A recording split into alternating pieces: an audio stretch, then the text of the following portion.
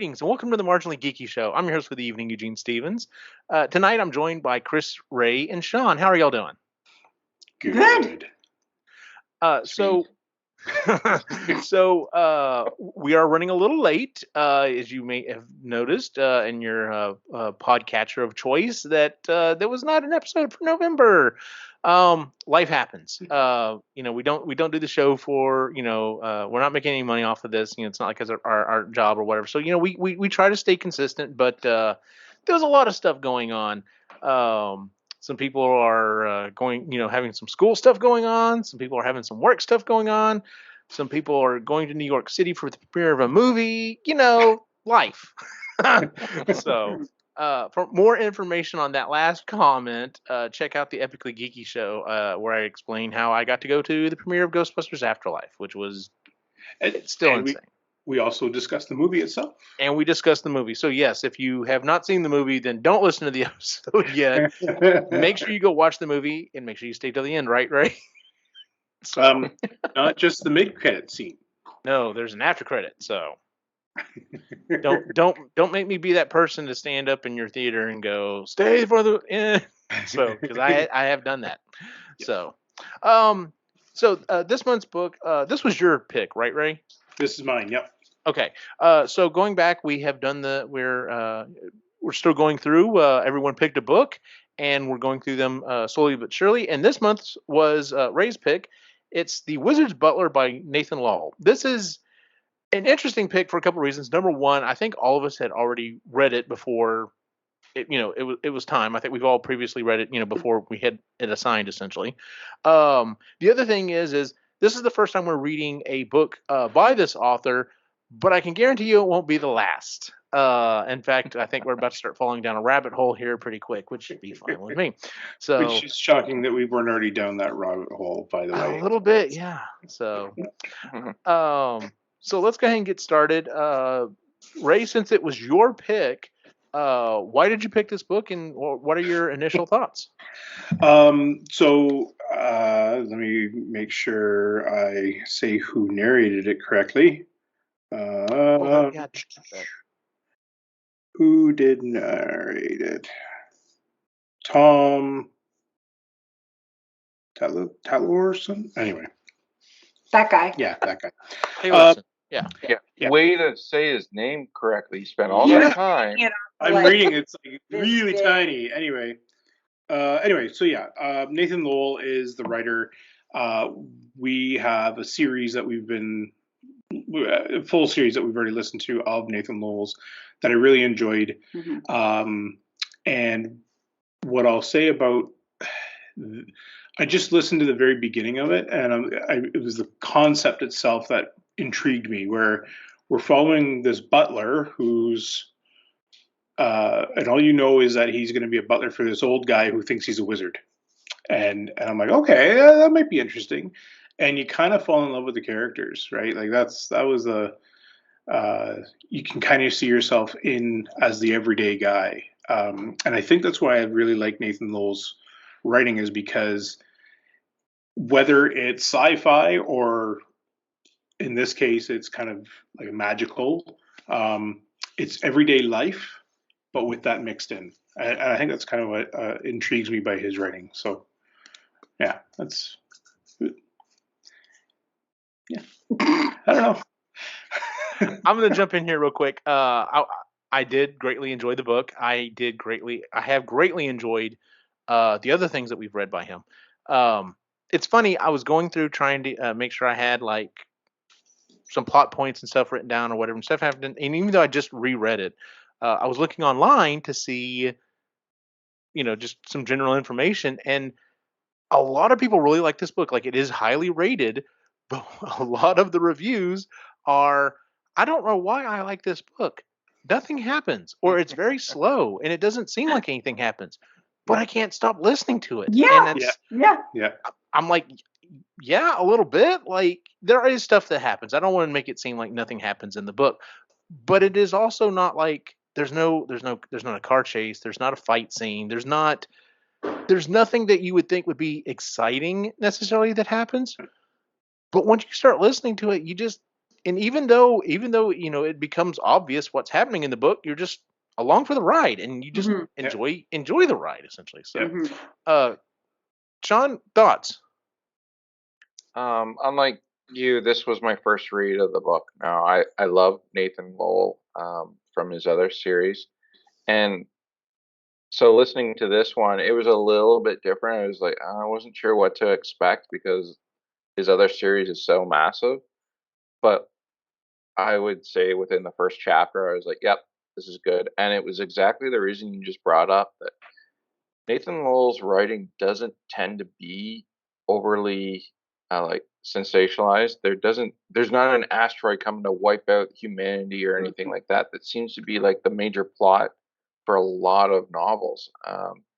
Even like murder mysteries and stuff like that. There's always something like huge going on, but that's not Nathan Lowell's writing style. He's a much more even keel.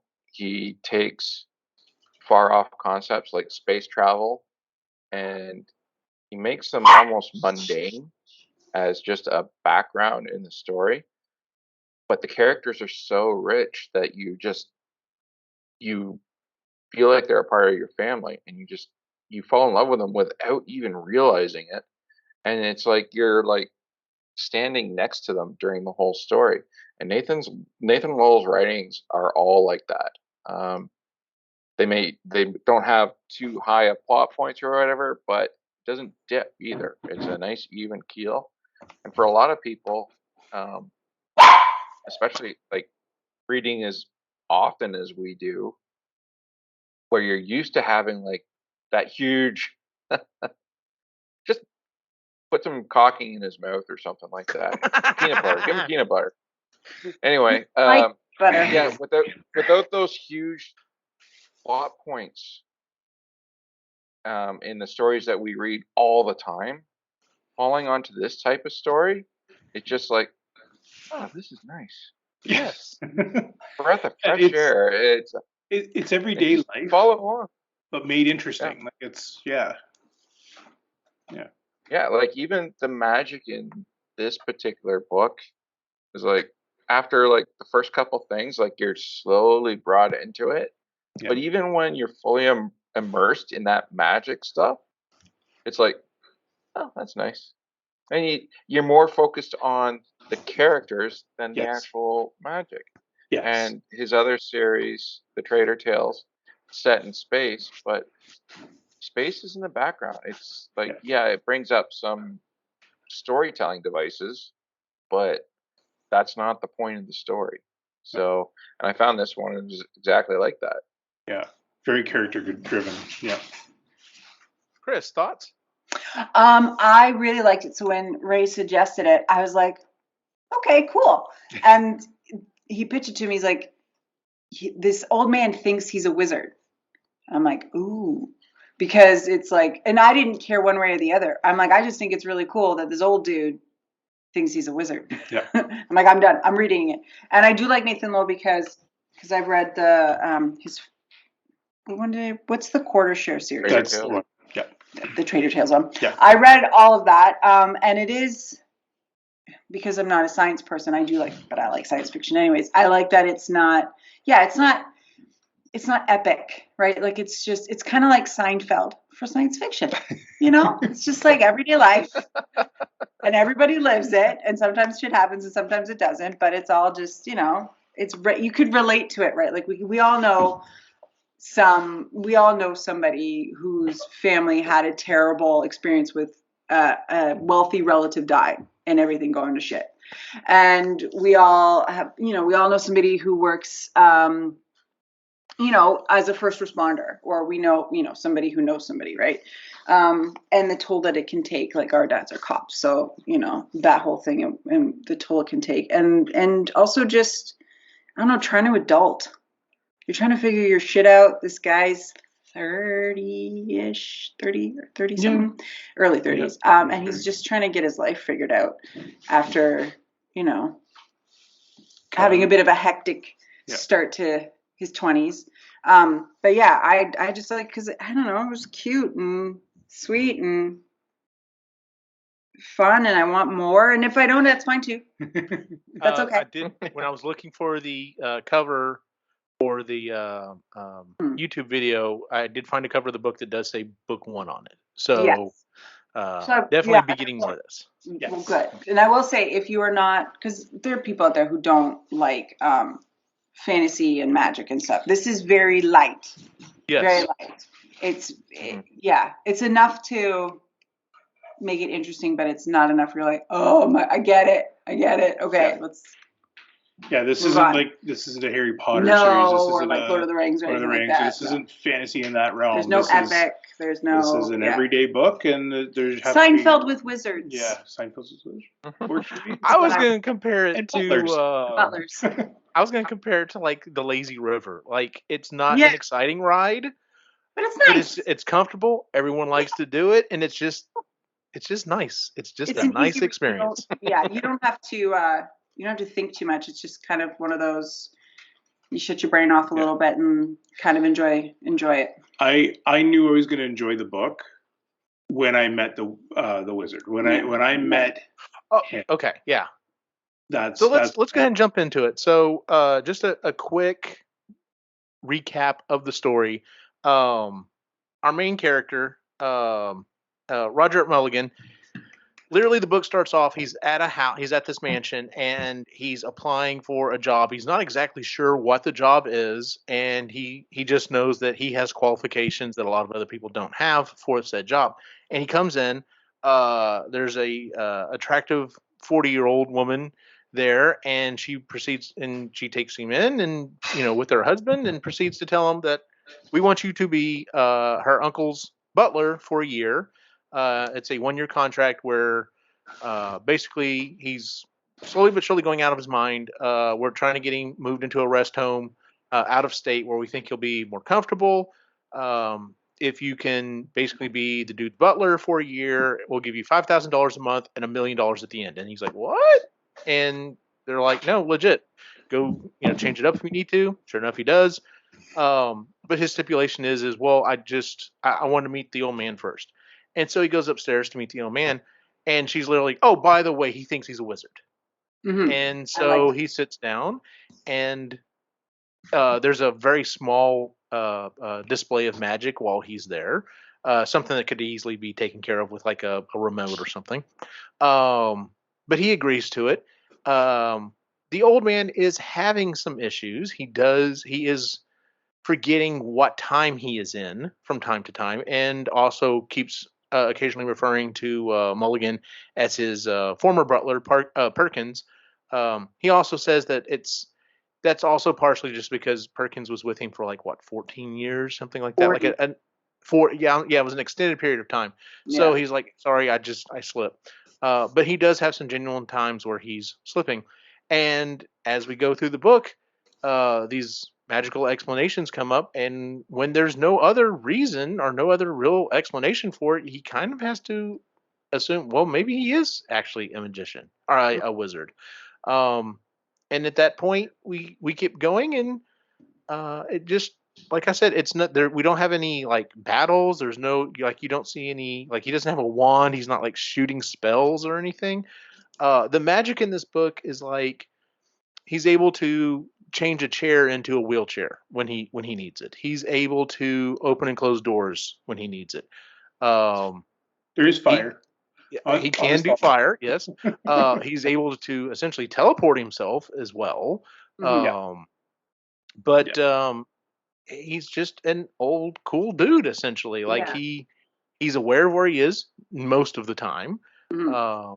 And he's very respectful. I think that's the thing that I like was it's, yes, you're my butler, but he's also very cordial all the time. He's never demanding unless he's kind of, having one of his moments or whatever. So, but our protagonist is he was in the military. He got out of that. He was in Afghanistan and almost got blown up several times. And then he came back to the U.S. and was an EMT.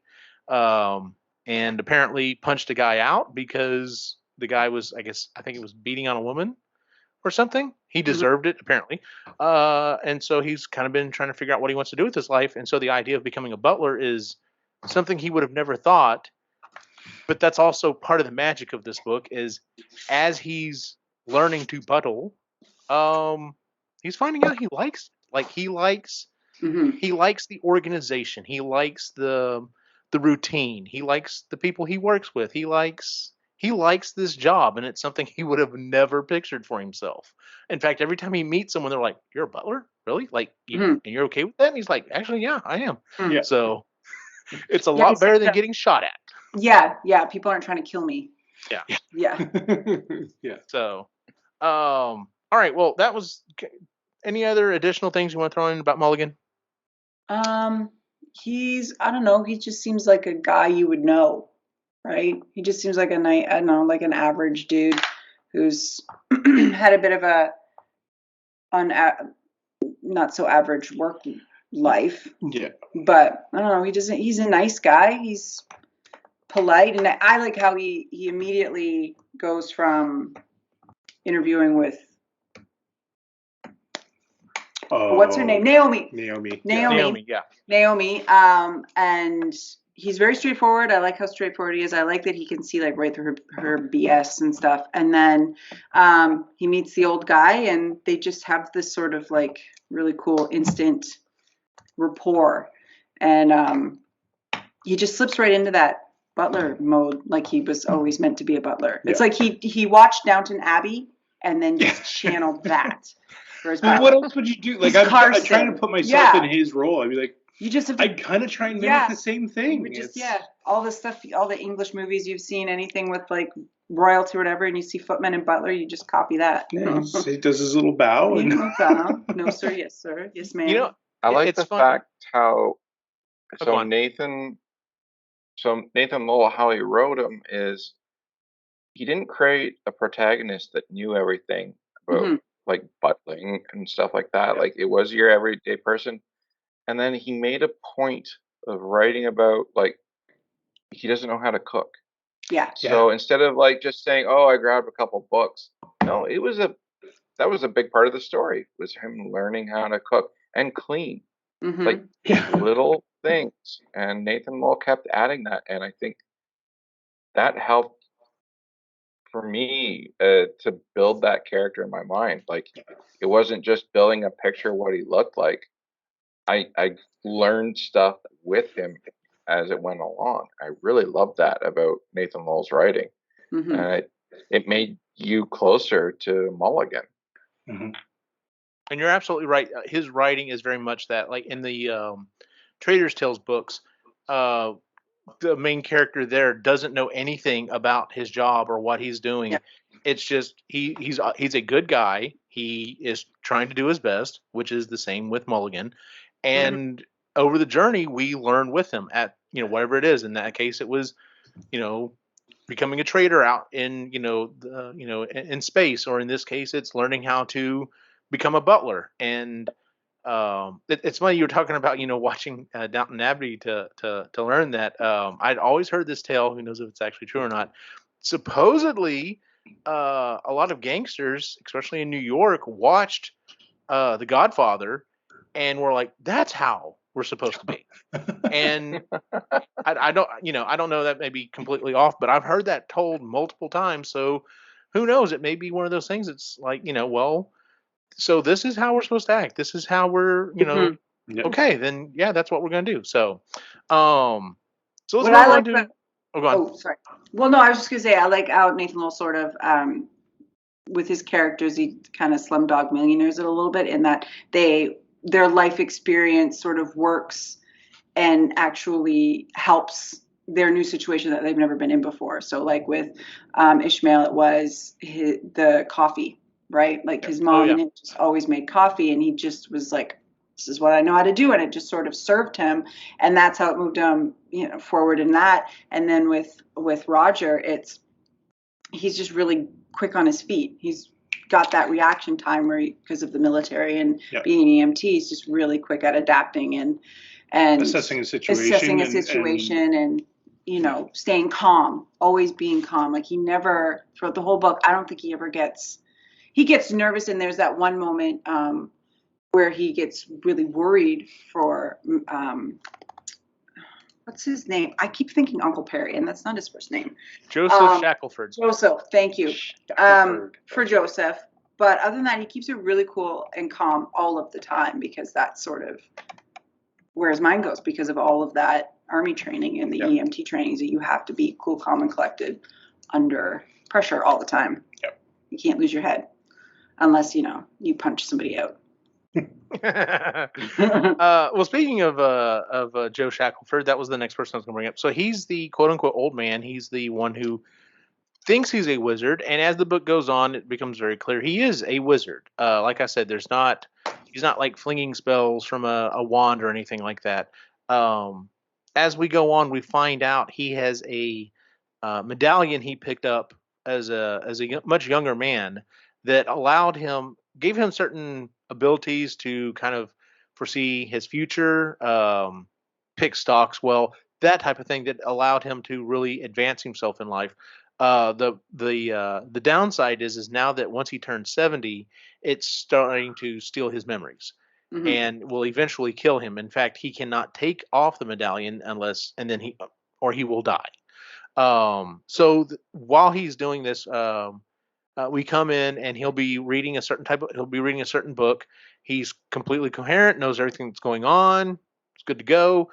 And then other times, we'll walk in and he's reading this other book, and he, literally just he keeps calling, by the other name, by the old butler's name.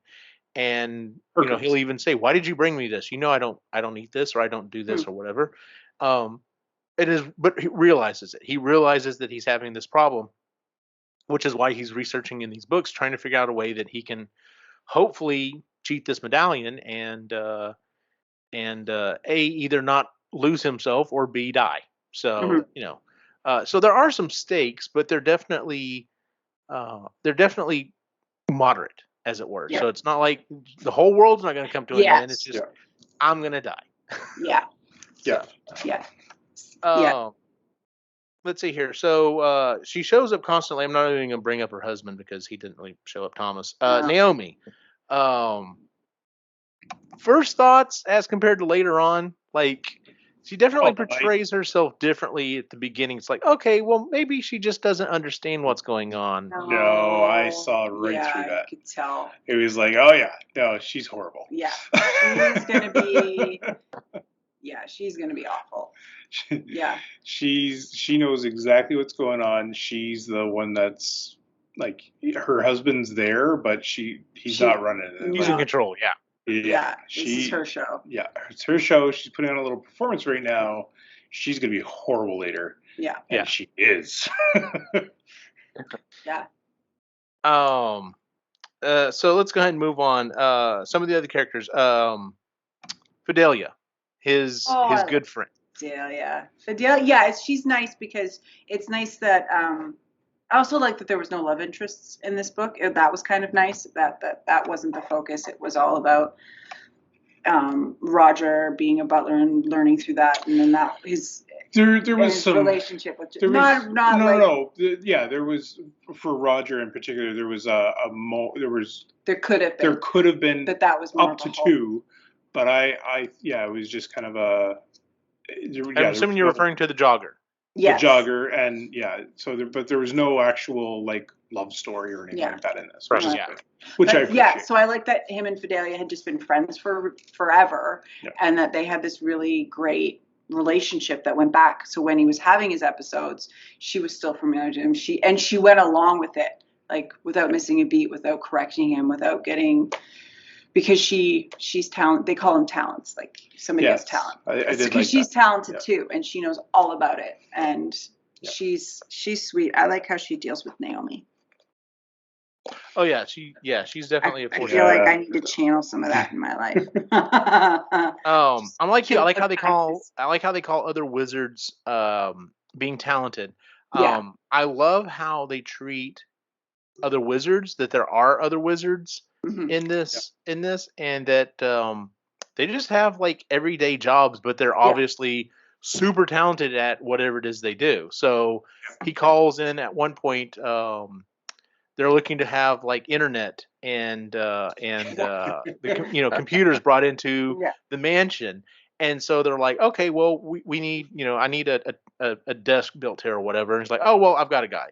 And the guy comes in, does the measurements or whatever, and then literally like within a couple of hours comes back with it finished. And it's like, there's no way in hell you could have done this, especially up to the level of quality that it's done in that amount of time.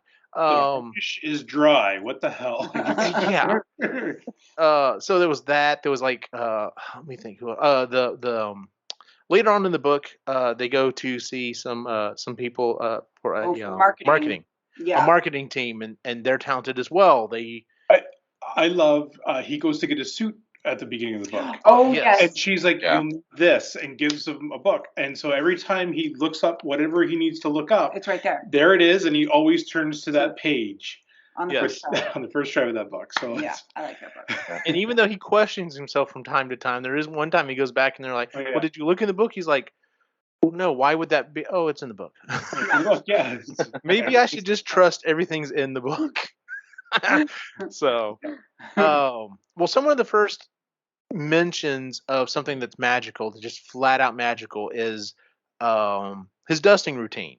Mm-hmm. So he comes in one morning, he brings Shackleford his breakfast, and he says the pixies are angry with you because apparently you're doing their job. And of course, he doesn't really know how to take. At this point, he doesn't realize what's really happening. He still thinks maybe, all right, maybe this guy is kind of off his rocker. Yeah. Mm-hmm. And you're like, well, don't listen. Just stay to your areas, and occasionally give the pigs, put out a saucer dish with a little bit of brandy or wine or whiskey. Put out a little whiskey for them. That'll make them happy. Yeah. And he's trying to comprehend this, but then he looks around and he also tells him, well, go do me a favor, go check the rest of the building, make sure that there's no leaks, there's no problems or whatever. And that's his way to go around and look and go, wow, there is no dust anywhere. Like I've been here for a couple of weeks. There's obviously no one else that's shown up. Like this doesn't make sense. The grass is cut. Okay, so it wasn't pixies. What did he say? Fairies. Fairies. Fairies are the ones fairies are in the garden. Yes. Pixies are in the house. That's right. You gotta keep that straight. Yes. So, but yeah, and that's kind of, I think that was the turning point for Roger, because he's just like, there's no way this is happening without me noticing it. And I'm here all the time. It's not like I'm going and running off and a yard crew's coming in and taking care of everything within a couple of hours and then I'm back. So, but yeah, he slowly but surely starts to realize that there's definitely something going on here. And later on, he won't just flat out say it, but he definitely also won't deny it either. Mm-hmm. So, and in fact, he even mentions it to a couple of people. His friend that comes over to do the internet and everything. He's just like, oh well, the pixies, take care of stuff. And, nonchalantly. Yeah, I also love how when he's contacting these different wizards, they're just like, who is this? Where are you from? Mm-hmm. Let me call you back and make sure. Like they're very much protective of it. Yeah. Yes, they want to make sure. But then once they know it's Joseph Shackleford, it's like, oh no, whatever you need, whatever you want, gotcha. Yeah. So. Yeah. Let's see here. Okay, and so as we're going through this, it becomes very obvious Naomi is trying to get him committed so she can get to the money. Unbeknownst that, this is a magical mansion with all these, really awesome things going on. So he's been on the look for a potential family member that that is also gifted, that he can maybe bequeath everything to.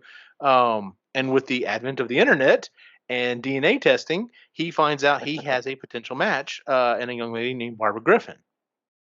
And so they go to visit Barbara, and Barbara is a medium.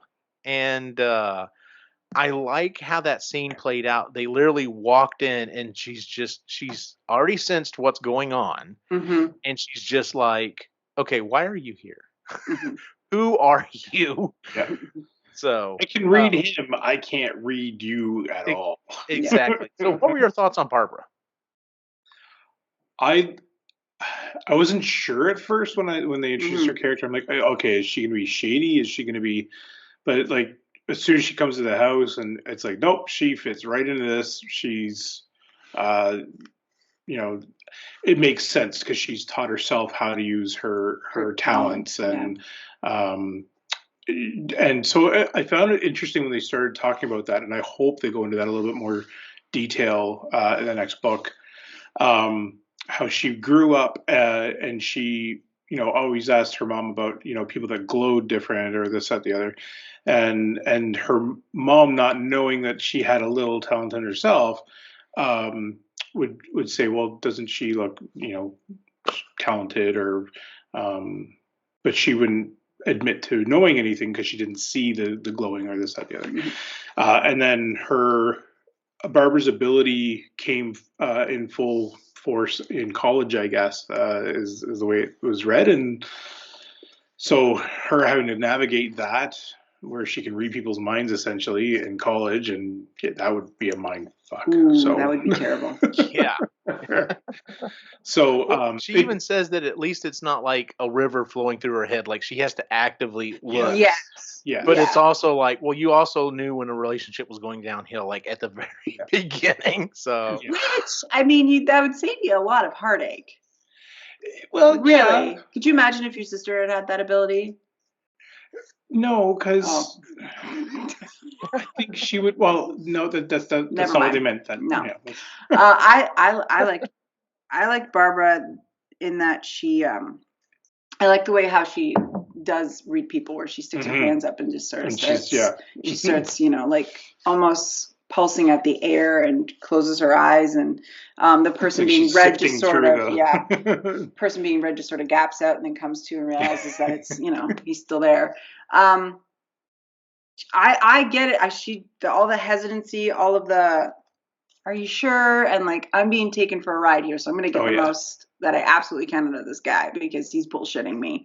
All of that I totally related to him. Like, yeah, some old dude comes to your place of work, says, by the way, you're my relative. I'm super rich. I want to give you my entire mansion and everything in it. What do you say? You're like, fuck you, you can leave. Yeah. I'm not buying whatever it is you're selling. Oh, you mean it? Sure, give me $50,000 for a week and then we'll talk. Which I thought was interesting because he specifically thanks Mulligan because at first he read him and then she asked if she could. Yeah. And he even said, he's like, that would not have gone as well if you were not here, because she could obviously tell if you were lying or not. And obviously you thought the truth essentially. So, but, well, and I like that ability comes into play later in the book too. So, yes. I really like the fact that she was so practical and pragmatic. Like, you could get rid of the ability in her character and she would still be a great character. Like when they're trying to figure out what to do with the house, the whole big scene and like shooting stuff down and stuff. Like some of them, oh, that'd be a cool idea for a story. Yeah, but that wouldn't work. Like he's going down the non-powered road when he's writing it, and it's like, and she's perfect for that. Like, she really shone afterwards. That. I agree. Okay, so the climax of the book essentially is he's drug into a court hearing about his sanity. It's just a preliminary thing, and he starts having a heart attack. I'll be honest, like I'm not one of those people that looks ahead and obviously is like, oh well, this is where this is going. I try to let the book just kind of take me where it's going to go. But when they're like, oh, well, he can't take off the medallion unless he dies. Yeah. And they keep bringing up the fact that, oh, yeah, he's an EMT. He brings people back to life. Do you specifically have a cardiac machine to do that said thing? And I'm just like, yeah, so this is obviously how they're going to get the medallion off of him. And they even toy with the like they talk about it at one point. That actual idea. And they're like, well, why don't we just do it? Take it off and bring him back. And rightly so. Roger's like, that's like, no. Terrible idea. Yeah. Like, this is not a guaranteed thing, guys. Like, no. It's not how that works. Yeah. I'm not okay with this. Did anyone else think at any moment that before the actual scene that anyone else in particular was going to pick up the medallion? I just had this feeling. I was like, it's going to be Roger. Roger's going to pick this damn thing up. Now, I don't know what it's going to do to him, but in the future books, that might be the interesting thing, is that maybe it starts to give him powers or something. I don't know. I thought about that myself. I'm not sure. I thought it was going to go to him. I did, but it was really interesting that it basically called out to every other wizard at that moment. Yeah. Oh yeah. And I thought Fidelia rushed him. Oh yeah, she goes at him with her nails and like, oh shit. Yeah, no joke. I can see the way Nathan Lowell tends to write these stories, though, that medallion, it won't play any effect in future stories. He just has to wear it. I thought about that as well, especially because he said he thinks it's getting smaller. So that may also be the thing that in the next book, it's like, oh no, it's like a penny now. Like it's not. Yeah. This thing's shriveling up and dying. Yeah. Because it's not being fed magic. Yeah. Yeah. Any particular scenes? I just want to throw out, I love the whole deal with the cars. Because I would be the exact same way. It would be like, oh, and I'm not a car guy, but I would just be like, I'm not driving a Bentley worth $250,000 or $500,000 downtown. I don't care how comfortable you are in it, old man. We got to find something else. Yeah. Yeah. I would be the same way about the cars. I don't think I'd be driving a Prius. For my drive a Kona that's electric. Yeah, but it's not a Prius. So yeah, I did like the whole thing about the cars. I liked the whole thing about the warehouses. The scenes that I enjoyed were when the Pixies were calling out because there was an emergency. Oh yeah. And Roger's like, I don't hear anything. What the hell are you talking about? And then so that was interesting. And then anytime that the other one that I loved was when he kicks Naomi out of the house, and the three women, the Barbara, her mom, and Fidelia are at the top of the stairs, and they're like, just wanted to make sure that you had some witnesses. Yeah. So. Yeah, that was a good scene. Yeah. Any particular scenes you want to bring up, Chris? Yeah, any time that Naomi came over and Roger was like in her way and she'd get super annoyed. I enjoyed that because he didn't back down from her. And she expected him to, and she kept reminding him, like, look, you work for me. And he's like, yeah, but you hired me to do very specific things. You did, and I can't give you what you asked for. So I liked those scenes because I was like, fuck you, Naomi. And then I liked anytime they talked about the arboretum that they have in the middle of the mansion. Yeah. The fairies take care of. I was like, I could see it in my head. It was so cool. And the warning noises that the pixies would give off. And Roger didn't know until Barbara, actually. It was until Barbara showed up and she was listening. She's like, do you hear that? And then, realized that that's when Joseph is having one of his spells. But yeah, those was definitely the Arboretum. Oh, and then there was that small moment where they're talking about what to do with the mansion, and they talk about it being a school. I'm like, oh my God, are they going to Professor X this? And then now this is going to be a school for talented kids. That's kind of cool. But also, I mean, it's been done. But there was a moment where I'm like, ooh, okay. I'm so glad Mark shot that down. Oh, me too. And me too. That would have ruined it. Well, and I thought for a minute, I'm like, oh, is that where we're going? And it's like, no. I was like, okay. No, but for that I'm moment, okay with that. as they're talking about it, yeah. and I'm like, huh. Yeah. So Sean, you think the medallion is not going to play a big role in the future? What about the Arboretum? Part of me thinks that's going to be something. Well, the Arboretum is a part of the whole mansion. Like, I think as a whole, I think it's going to be because the pixies and the fairies are so connected to it, and it's kind of a safe haven for them within the city. They've already kind of established the whole reason they wanted Barbara was to make sure that stayed as a safe place and not get knocked over to build condos. Mhm. So, and I think they've pretty much got that established by the end of the book. I think possibly it'll be a home base, and they may, for some Yeah, reason, have to go somewhere else. I was thinking the same But thing. because Nathan Lowell, he's good at establishing a lot of stuff, and then taking the one most established thing and putting them in a totally different situation. He has no problem of wiping the slate clean.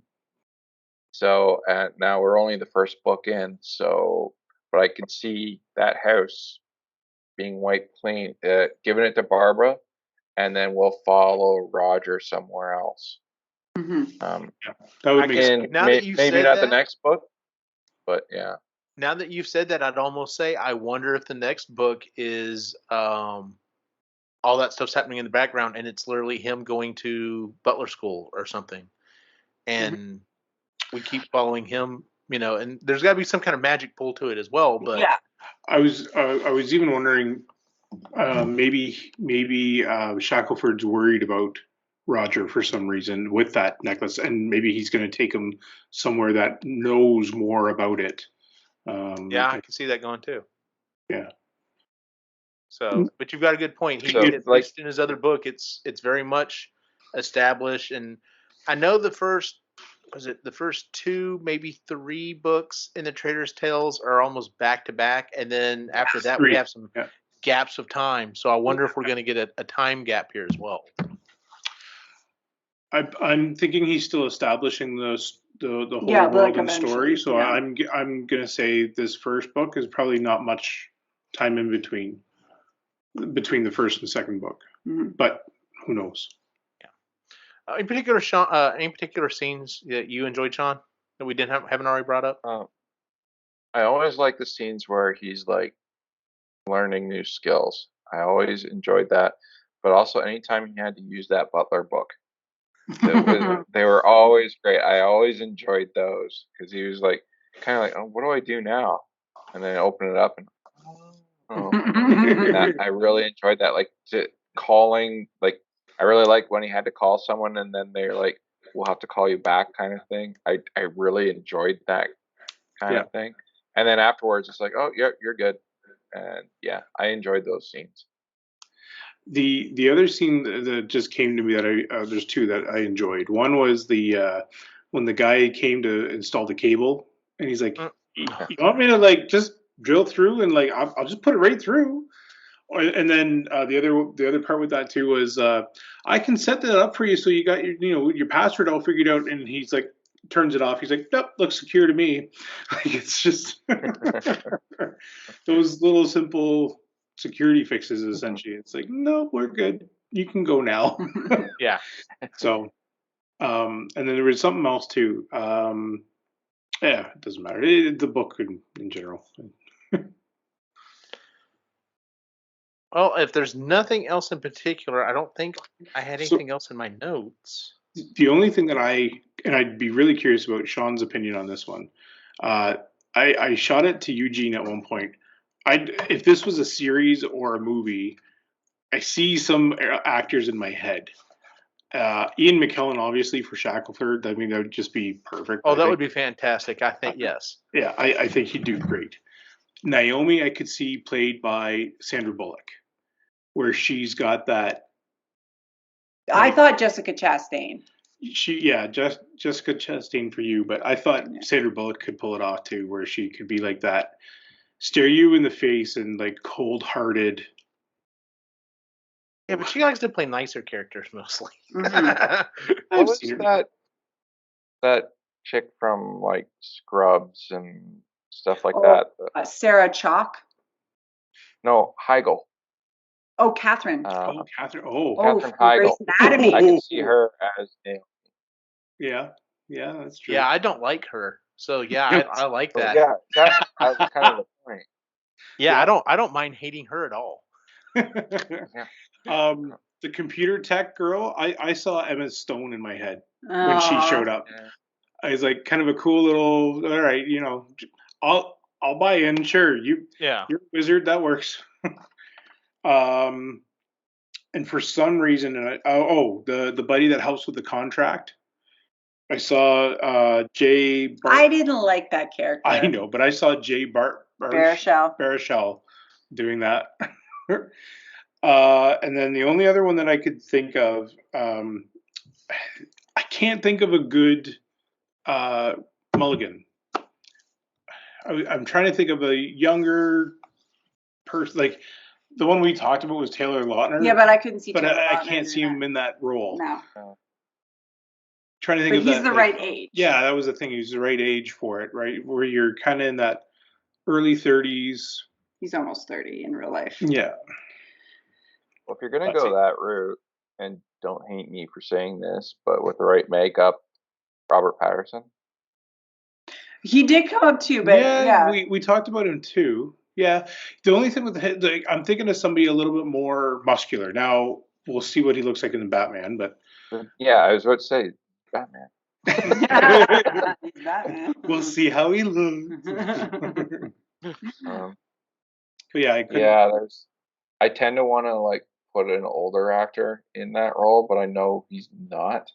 No, he's not. And he's very mature. I'm That's aging the thing. myself. I'm not up with what's cool nowadays. Like I watch all programs that are like at least 50 years old. So I'm not up with the new people. Tom Holland. Let's put Tom Holland there. No, I know. no. He's everywhere. He's everywhere and he's too small. Yeah. He is. He's a tiny guy. Okay. Whatever. Yeah, Actually, I suck at trying to cast people. That's okay. It was just a little. Oh, and Fidelia, I wanted to mention Michelle Gomez. She's too young. I know she's too young, but to put some makeup on her and she'd be feisty. I'm telling you. She's about 20 years too young. She is 20 years too young. So the only other person that I could see her playing is the woman that does the suits. Yes, Michelle Gomez can make suits. Yeah. There you go. Anything for Michelle Gomez. Yes, please. I want to see her in more. I know.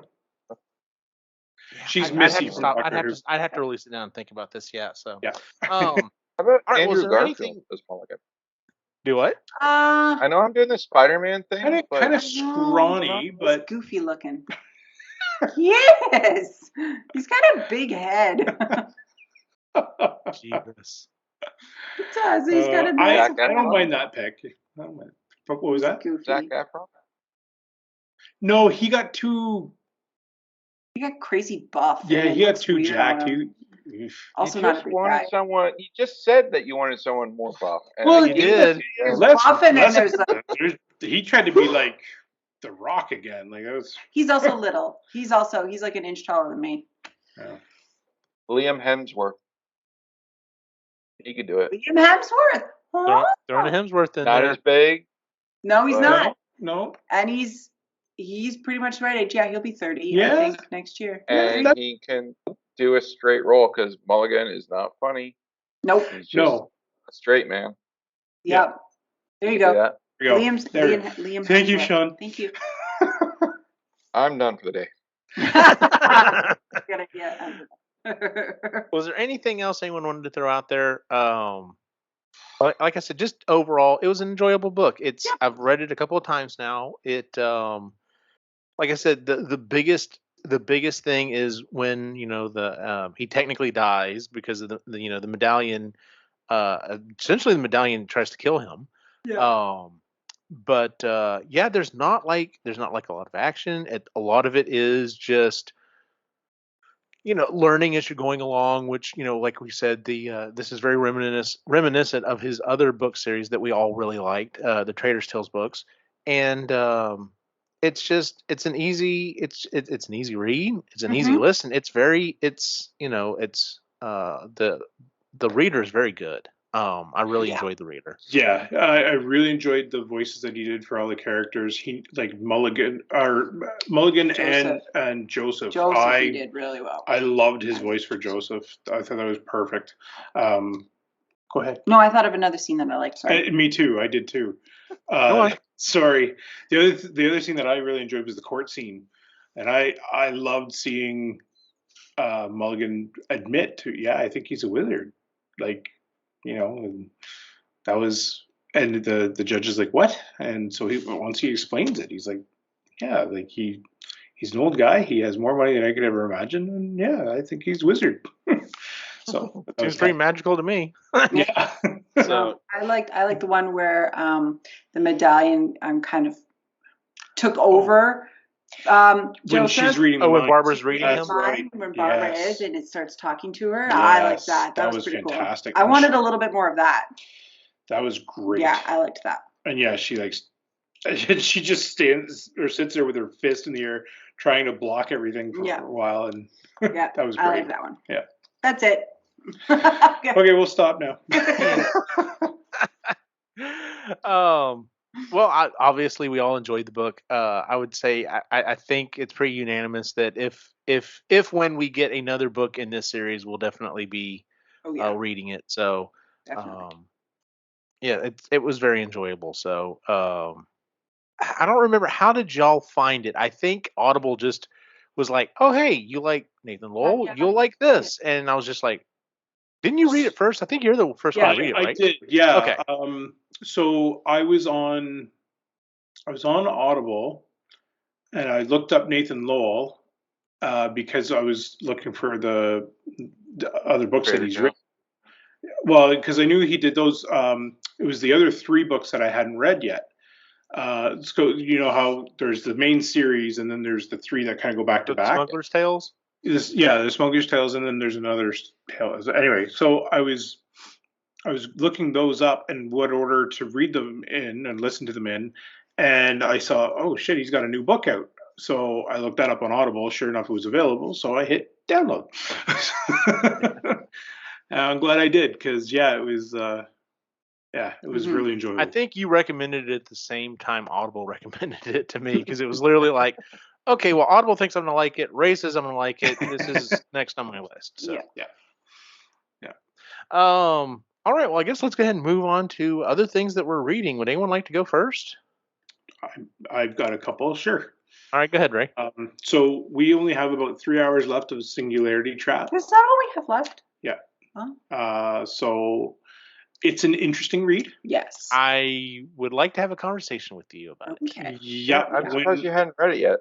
No, we hadn't. We'd been reading. We read, because Quinny's a huge, huge fan of his. So we've already read Outland a couple of times. We've done Heaven's River a couple of times. Just hadn't read. We went through Harry Potter, I don't know how many times. Well, that's not Dennis. So yeah, we just hadn't gotten around to reading this particular one. So it's interesting. I'm curious where the next 3 hours are going to go. Yeah. Yeah. And then the other one that I started but got distracted from with the Singularity Trap was Name of the Devil, which is the second book. So I've started it. Once I'm done Singularity Trap, I'm going to focus on the Name of the Devil. So yeah. Okay. Yeah. Very good. Chris, are you reading anything else? Yes, but I haven't been on since August because you guys picked creepy books back to back, and I can't handle that. Sorry. So I know I've been writing down all the books I've been reading. So I think it's August. So I've read Grand Theft Astro by Scott Meyer. Didn't like it. Quinny and I both read that, and we were like, man, we're lukewarm about it. Stardust by Neil Gaiman. Nothing like the movie. This is another book that I like the movie better than I like the book. Quarter share, half share, full share. Then I finished The Hobbit. Mm-hmm. The dwarves are useless. The fault. They are. I don't get it. So I'm not going to argue with that. I kept reading it, and the further I got, I'm like, is it just me that they're dumb, or is this like a universal thing that they're useless? Did you actually read it, or did you listen to it? No, I read it. Okay. I know the Audible. I recommended it to her. I'm like, Audible has. I know, but it's beside my nightstand, so it was a. I might get it just so I can hear. Who narrates it? Oh, Andy Serkis narrates it. Okay. Yes, and he does a fantastic, and his singing is decent as well. Yeah. So I might get it just so that I can hear him do it. So I would recommend it. So yeah. So then I read The Fault in Our Stars by John Green. It's really good. I'd never read anything by John Green before. It's a good book. Then I read Outland again, and then I read Norse Mythology by Neil Gaiman. Also, it's really interesting. It's these little snippets of Norse mythology and all these little tales kind of done in his style of writing. But it's really interesting, and I learned a lot. Because then I kept comparing it to the Avengers. Like I kept comparing it to Thor and Loki from the Avengers versus what Neil Gaiman had written and what the actual lore is, and compared the two. And I was like, interesting choices for Avengers. And then I read the Wizard's Butler again. We're almost on the Singularity Trap, and I'm probably going to finish tonight. It's called The Signature of All Things by Elizabeth Gilbert. No, she wrote Eat, Pray, Love. This is a fiction. It's historical fiction. It takes place in it goes through time. So the late 1700s all the way through, I think now it's 1858. During the shipping of botanicals around the world, in this one particular family and this one particular woman and the way she grew up, and she studied mosses and stuff, and the trade. So she winds up going to Tahiti. And I didn't know this before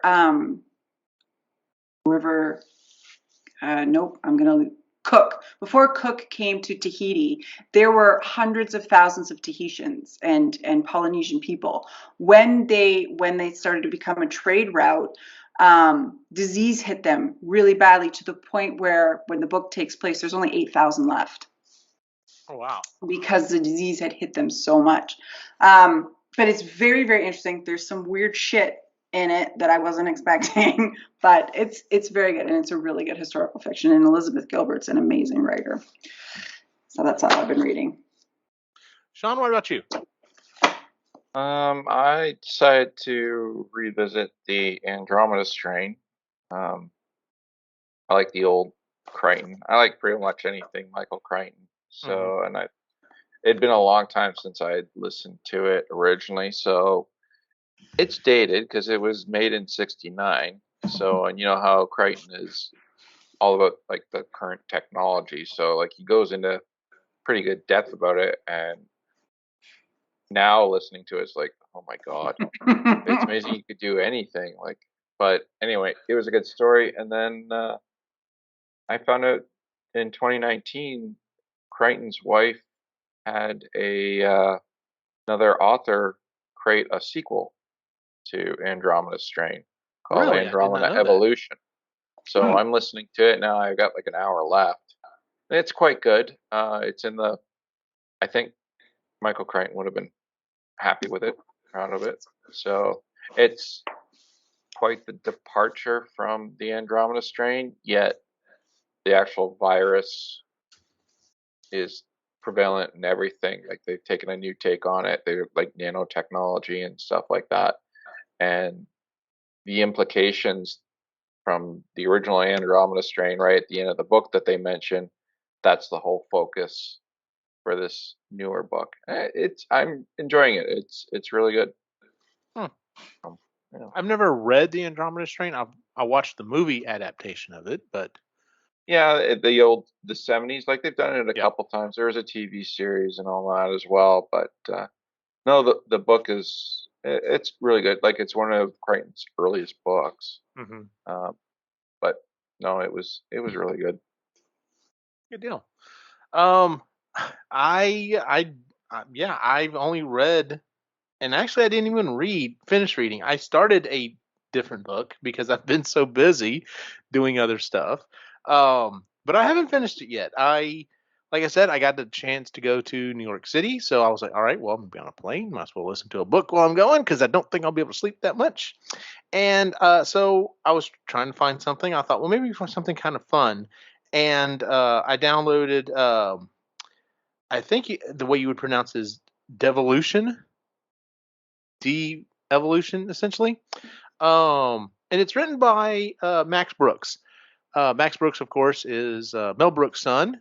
He wrote one of my favorite books, World War Z. So that is a very serious book. But the topic of a either or a group of Bigfoot attacking and killing people, I thought, okay, well, this has got to be more comedy. Like, is it? No, it's not. Oh. it's pretty serious. So I don't know. It's just maybe I was just in the wrong mindset. I don't know. I've got 5 hours left of it. I'm hoping that's 5 hours of double speed. Because if it's 5 hours of actually listening to it at double speed, I don't know if I can do this. But I'm gonna give it a shot. I'm honestly kind of at now. Granted, we have a new book coming up for January, but I'll have at least 3 or 4 credits before now and then. I'm trying to figure out what I want to read next, and I'm just kind of like in a slump. So I don't know. I may be reaching out to y'all here in a little bit just to say, hey, and I'm kind of in this mood. I'm thinking any recommendations. So, because like I said, I went through my wish list on Audible, and it's just like, yeah, I'm just not really in the mood for this right now. So we'll see. Not heavy reading right now. Like I said, I've had a bunch of other stuff going on. So our next book is actually going to be in January. I know this is coming out early in December, but this was technically November's book. We are taking off December. There's just too much stuff going on with Christmas and everything else, so we actively chose not to do a book in December. So our January book is Braided Sweetgrass by Robin Wall Kimmerer. This is Jennifer's book. Our February book is Quarter Share by Nathan Lowell, and we have referenced it multiple times. That's your pick, right, Sean? Yeah. Yep. I have a feeling if we don't necessarily go through every book as a review, we may have to lump some of these books together, kind of like we did. I know we did this one in another series. We lumped them together. I think actually we did that with books 2 and 3 of the Bobiverse. I think because they were so closely tied.